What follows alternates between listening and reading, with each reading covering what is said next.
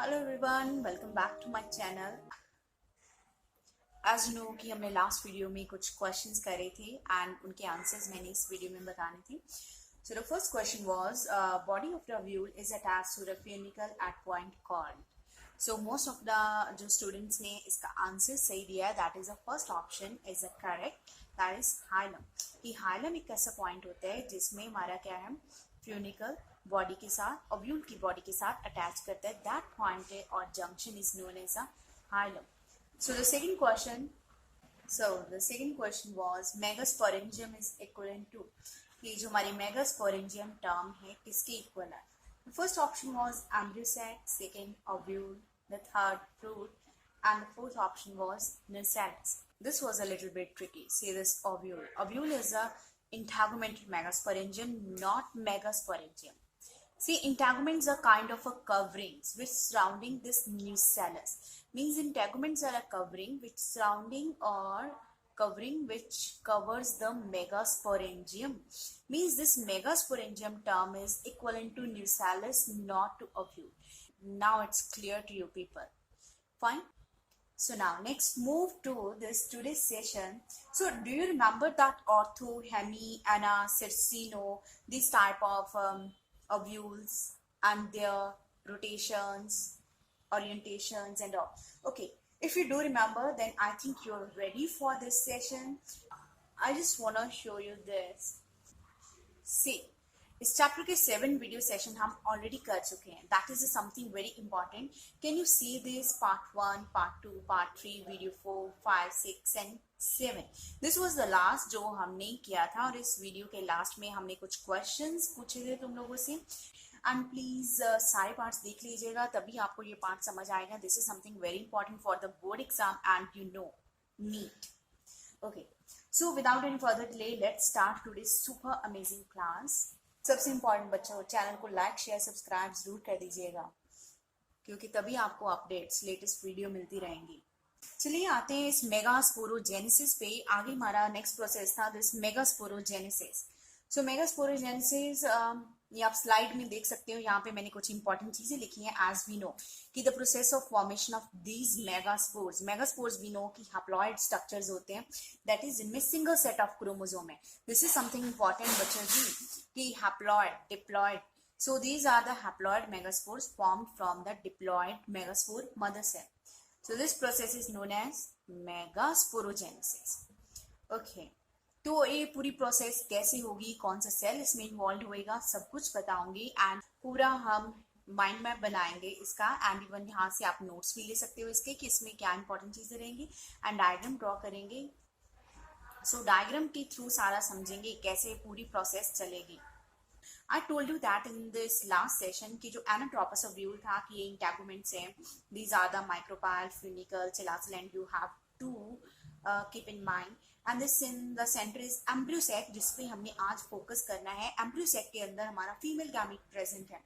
So this is something important which we have to discuss today. So I need your full attention. So let's start this session without any further delay. See guys, these are the integuments. These are the developing integuments, and here is just one cell that is distinct due to its large size and the dense cytoplasm and having a prominent nucleus in it. So this cell is known as a megaspore mother cell. This is a megaspore mother cells. These layers are actually forming the nucellus. These are developing nucellus layer. Nucellus we know कि nutrition provide करेगा। So let's see कि जो हमारा megaspore है, that is a distinct large size cell having a dense cytoplasm and prominent nucleus. See, ये जो हमारा mind map है बहुत कंटिन्यू होने वाला है। So please pay your full attention here कि ये मेगास्पोर मदर सेल में कौन सी डिवीजन होगी, क्या हमारे कितने सेल्स बनेंगे, उनकी अरेंजमेंट क्या है। Let's see this. This megaspore will undergo meiosis and will form 4 haploid cells. 4 haploid megaspore mother cells. See, this is a 1, 2nd, 3rd, and 4th.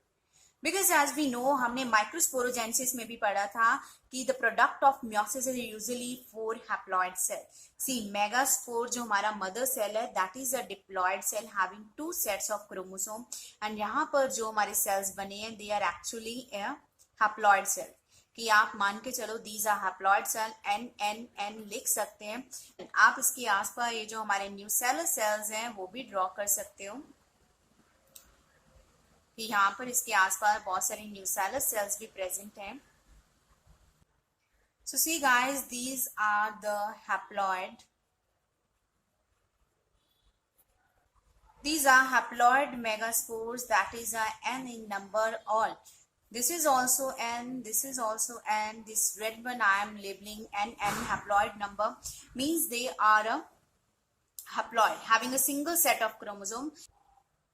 And अगर इनके अरेंजमेंट की बात करें they are forming a linear tetrad. This is also important कि जो हमारा female के case में है ये जो चारों हमारे मेगास्पोर्स हैं ये कैसे अरेंज हैं. So these are arranged in a linear tetrad form. They are forming that is एक स्ट्रेट लाइन वर्टिकल लाइन में अरेंज है, आप देख सकते हो. And they all are the haploid.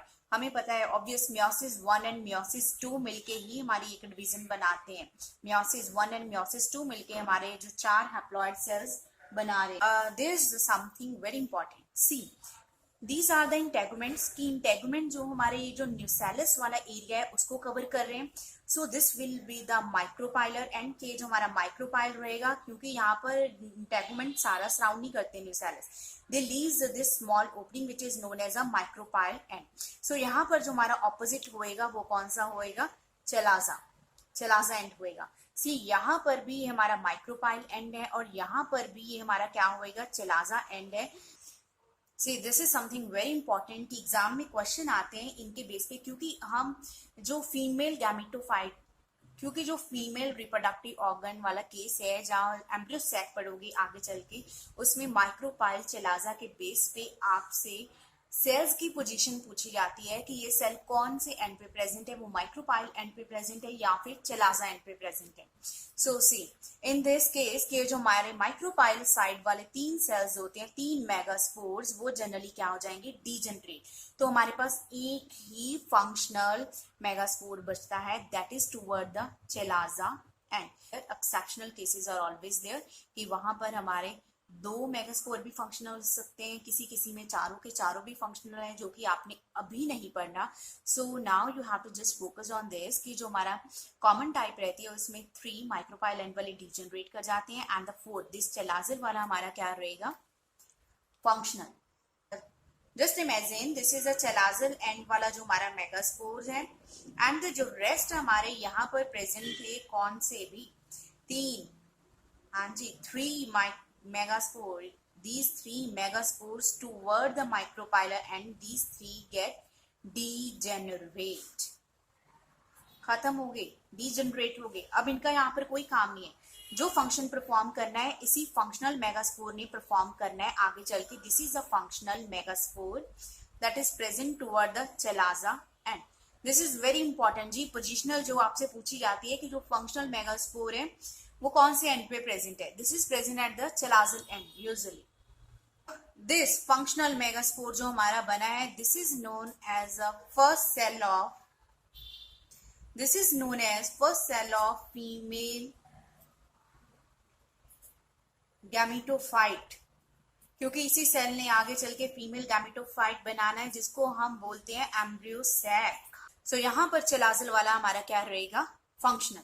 सी मैंने बोला था कुछ केसेस में चारों के चारों हमारे मेगास्पोर्स फंक्शनल रहते हैं. वहां पर एग्जांपल हमारी आती है जी कैजुराइना. कैजुराइना एक ऐसा प्लांट है जिसमें चारों के चारों मेगास्पोर हमारे फंक्शनल रहते हैं and that will lead to formation of ultimately female gametophyte.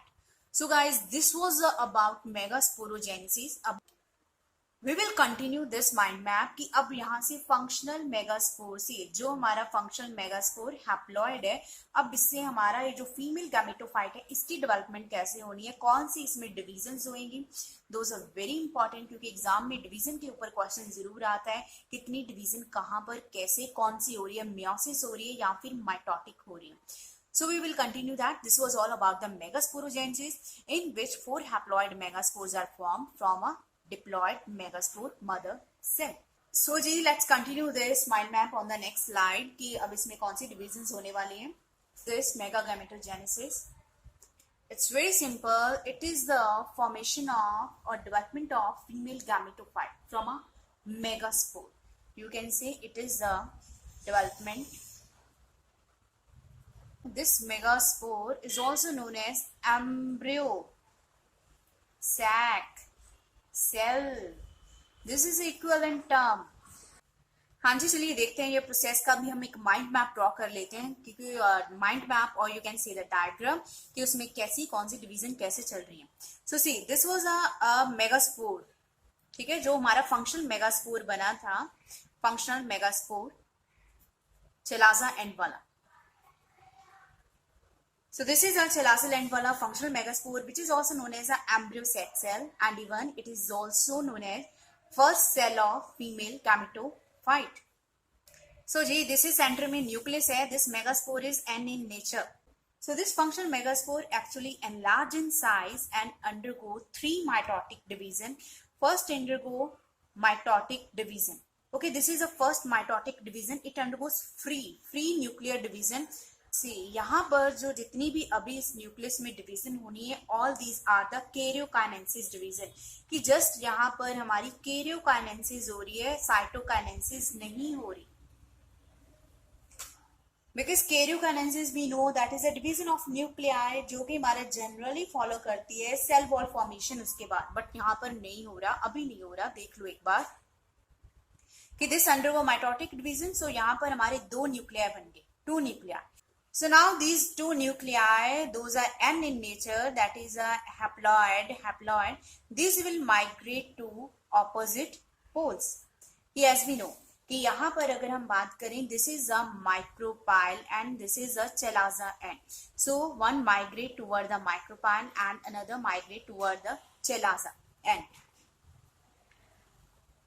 So it will look like this. So now this is a 2 nucleate stage. 2 nucleate stage. So this undergo mitotic. It again undergoes second mitotic division. So it will lead to formation of a 4 nuclei, 2 at each pole.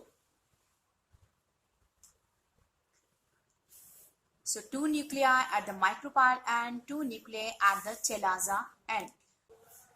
देखिए एक बार जरूर clear करना, micropyle है, chalaza है, micropyle chalaza, क्योंकि इसके base पे ही सारे सेल्स की हमारी लोकेशन डिफाइन होगी. So now this is a 4 nucleate stage.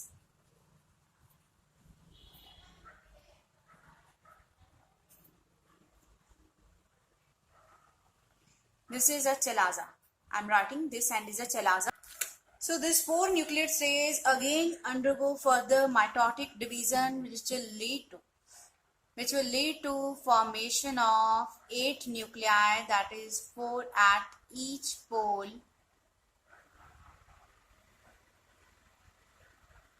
So you can see these are the 4 nuclei at the micropyle and 4 nuclei at the chalaza end. So now there is something important. Now 8 nuclear stage के बाद हमारी यहाँ पर कोई further nuclear division नहीं होनी, means karyokinesis यहाँ पर हमारी ओवर. नाउ यहाँ पर हमारी सेल डिवीजन मीन्स साइटोकाइनेसिस होएगी, सेल वॉल फॉर्मेशन होएगी. उससे पहले हमारा एक इम्पॉर्टेंट इवेंट चलता है यहाँ पर. सी जब 8 न्यूक्लियाई बन जाएंगे हमारे after these 3 mitotic division, mitotic 1 2 3 successive mitotic division, हमारा यहाँ से 1 न्यूक्लियर फ्रॉम ईच पोल, की मान लो ये न्यूक्लियर हमारा सेंटर में मूव करेगा. 1 polar nuclear from each pole, 1 polar nucleus from each pole moves to centre. Centre में मूव करेगा, then they will form the central secondary nucleus. See, their arrangement will be look like this.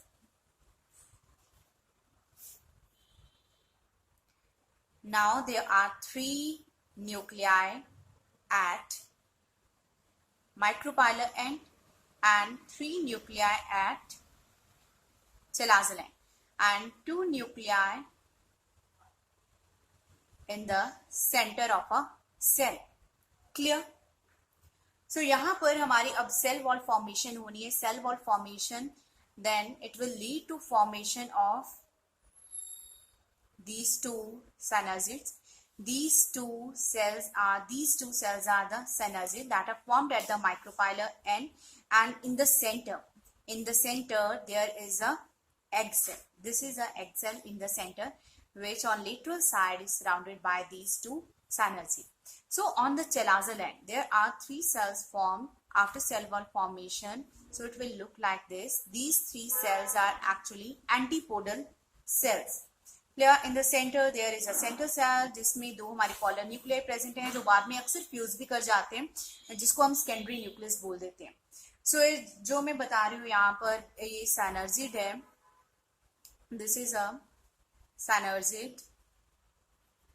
ये जो हमारे antipodal cells बने हैं,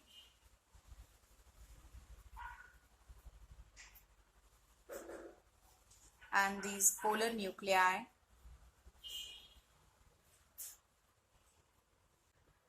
So guys, this is a megagametogenesis. That is the development of female gametophyte from a megaspore. That is embryo sac cell. This is embryo sac cell which will lead to formation of a embryo sac. Now this is a embryo sac structure. किसमें आप देखो कितनी mitotic divisions हुई है. Mitotic 1. यहाँ से एक nucleus से 2 न्यूक्लियस बन के दोनों न्यूक्लियाई ऑपोजिट पोल पे माइग्रेट करके then second division 4 nuclear stage होगी. देन फर्दर उनमें माइटोटिक हुए, थर्ड माइटोटिक हो रही है तो हमारे 8 न्यूक्लियर स्टेज बन जाते हैं. Then 1 nuclear from each pole की एक न्यूक्लियर हमारा सेंटर में आ जाएगा. That will form the polar nuclei और the secondary nucleus. Then these 3 cells at the micropylar end. Please इसे याद रखिए कि जो माइक्रोपाइलर एंड पे हमारा सिनर्जी प्रेजेंट है एंड इवन जो सेंटर में है this is a egg cell, कि जो हमारा फीमेल गैमीट है एग सेल है eight the micropylar and. And chalaza पे 3 एंटीपोडल सेल्स प्रेजेंट हैं. सो इनके डिटेल में फंक्शन करने वाले हैं अभी हम नेक्स्ट वीडियो में. So don't worry about that. There is something important. अगर आप यहाँ पर न्यूक्लियाई काउंट करो कितने टोटल न्यूक्लियाई बनते हैं हमारे एक मैच्योर फीमेल गैमेटोफाइट में. Just count the number of nucleus कि हमारे कितने न्यूक्लियस प्रेजेंट है in this mature female gametophyte. See this is 1 2 3 at this micropylar end, 3 at end, total 6 and 2 in the center. Clear? So means total there are 8 nucleus. And what about cell? Just count the number of cells in this embryo sac. See, this is a 3 cells, 2 synergid, 1 egg, 3 cells at micropylar and antipodal cells, 3 cells at chelazal end, and this is a 7th cell जिसके centre में हमारा secondary nucleus present है. यहाँ पर plasma membrane हमारी present है जो इसको सेपरेट कर रही है. This is a 7th cell. ये जो सबसे बड़ा सेल आपको बाहर वाली कवरिंग दिख रही है ये इसकी हमारी कवरिंग है. So they are the 7th cell. So this is the most common type of embryo sac that is 7 cell 8 nuclear, जिसको हम पॉलीगोनम टाइप भी बोलते हैं. This is a polygonum type of embryo sac. And even in this arrangement 3 plus 2 plus 3 arrangement, something is very important. The 3 that is representing the 3 nuclei at the one pole, then 2 nuclei in the center and 3 nuclei at the other pole. So this 3 plus 2 plus 3 arrangement is also something important. इसके base पे भी question आ जाता है कि 3 plus 2 plus 3 arrangement हम usually किस में देखते हैं. That is in the polygonum. And this 8 cell 7 cell condition is also important. Okay, there is one more important question जी. एक और important question है यहाँ पर हमारा इससे रिलेटेड कि अगर आप देखो पिछली स्लाइड आपने देखा होगा कि हमारे ऊपर वाले माइक्रोपाइल वाले 3 मेगास्पोर डीजनरेट कर गए थे, एक ही फंक्शनल मेगास्पोर बचा था. अब एक फंक्शनल स्पोर से हमारी कंप्लीट डेवलपमेंट हो रही है किसकी जी? एम्ब्रियो सेक की. So this type of development of embryo sac from a single megaspore is known as a monosporic development. अभी see, ये जो अभी हमने यहाँ पर पूरा माइंड मैप ड्रॉ किया है आप नेक्स्ट स्लाइड में भी देख सकते हैं, क्योंकि यहाँ पर हम जो भी कंटेंट पढ़ रहे हैं, पहले उसका माइंड मैप भी बना रहे हैं, that is hand mind map, कि आपको डायग्राम के थ्रू पूरा कंसेप्ट समझ आ गए, then you can see the notes on the next slide, की स्लाइड के ऊपर आपको नोट्स भी अवेलेबल है, इवन क्वेश्चन बैंक भी प्रोवाइड कर रहे हैं इन द लास्ट, कि जिससे आपका कंप्लीट मटेरियल आपको पैकेज एक कंप्लीट एक ही जगह पर मिले। सो सी यहाँ पर जो मेगास्पोर इसका साइज एनलार्ज होएगा, that will undergo 3 successive mitotic division that will lead to formation of this 8 nucleate 7 cell embryo sac. Clear? So this is also known as a monospore type of embryo sac, monosporous type of embryo sac और polygonum. Monosporous polygonum एक साथ ही आते हैं जी, जहां पर monosporic development means polygonum की बात हो रही है, 3+2+3 arrangement. See, there is a difference in these two processes, megagametogenesis and megasporogenesis. Megasporogenesis leads to formation of megaspore. Megagametogenesis lead to formation of gametophyte, that is female gametophyte. And one thing more, ये जो embryo sac है, we are going to do its complete detailed structure, their functions even in the next video. Okay, complete वहां पर इसका हम करेंगे functions, इसका structure, जो हमारे एंटीपोडल्स, एनर्जेट, एग सेल, अपरेटर्स, इन सब के फंक्शन क्या होने वाले हैं और इनके क्या कैरेक्टरिस्टिक्स है सेल्स की, and even the question based on that topic, कौन कौन से वहां से क्वेश्चन फ्रेम होंगे, obvious for both CBSE and for NEET. So now let's move to this question session. So the first question is right location and function of synergids. I told you कि ये जो location वाला question अक्सर आता है, आपको micropyle चेलाजा वाला concept mind में रखना है, कौन से सेल किस चेलाजा पे प्रेजेंट है या माइक्रोपाइल पे प्रेजेंट है. Okay, so write the location and function of synergy cell. This is a question जो आपका 2007 का कुछ CBSE का question है. So the next question is female gametophyte of angiosperm is represented by. Again, this is somewhat related to equivalent term, कि जो हमारा female gametophyte है angiosperm का, कौन ये represent कर रहा है इन option में से. So your first option is ovule, second is megaspore mother cell, third is embryo sac, and the last is nucellus. So the next question. Third, in a typical embryo sac, the nuclei are arranged as, कि वही जो मैंने अभी में करवाया just आपको, कि जो न्यूक्लियाई के अरेंजमेंट कैसे है. Your first option is 3+2+3, second is 3+3+2, and third 2+3+3, and fourth 2+4+2. Your next question, the functional megaspore of an angiosperm developing into, कि जो हमारा फंक्शनल कि वही चेलाजा वाला, हाँ जी, चेलाजा वाला जो फंक्शनल मेगास्पोर था वो अल्टीमेटली किसमें डेवलप हुआ है जी. Your first option is embryo, second is ovule, third option is embryo sac, and the last option is endosperm. So this is your last year previous year question NEET. So ये जो आपका NEET का question है अभी previous years का. Next question is next and last, starting from the innermost part, the correct sequence of parts in a ovule are, कि आपको एक correct sequence बताना है starting from the innermost. This is important कि innermost से पूछा है, ना कि outermost से, कि ये जो inner आउटर वाला इंटीरियर पोस्टीरियर जब माइक्रोपाइल चेलाजा वाला बहुत कंफ्यूज करेंगे, बहुत ट्रिकी क्वेश्चंस आएंगे इस पे, तो बहुत ध्यान से आंसर करना है.